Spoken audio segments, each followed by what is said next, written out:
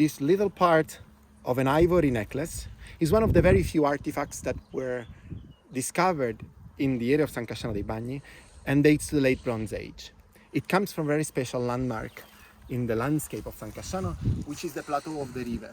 The Ripe is on the southern and western slopes of the mountain of Cetona, and probably here we have to identify another late Bronze Age settlement, one of the many late Bronze Age settlements that are spread out all over the territory that will in the early Iron Age become Chiusi. Now, between the 11th and the 10th century BC, a multitude of small fortified villages occupied the area. They are basically distant 5-6 kilometers within each other, and especially they are located on the hilltop site. So this means that in terms of politics, it's a very unstable moment, a moment of troubles.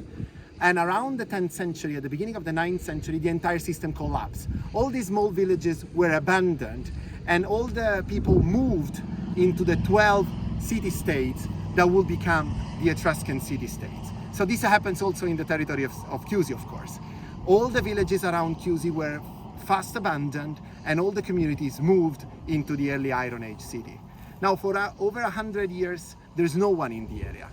But this small ivory necklace, which was found in the 50s by the local kids of the elementary school and then was given to Alberto Dondoli in Pienza, who gave it to the Museum of Cetona, is a small fragment that testified an important history. Everybody knows about the eastern slopes of the mountain of Cetona. Very little is known on the western slopes of Cetona. So this tells us that this crucial area remains a fundamental landscape between the late Bronze Age and the early Iron Age.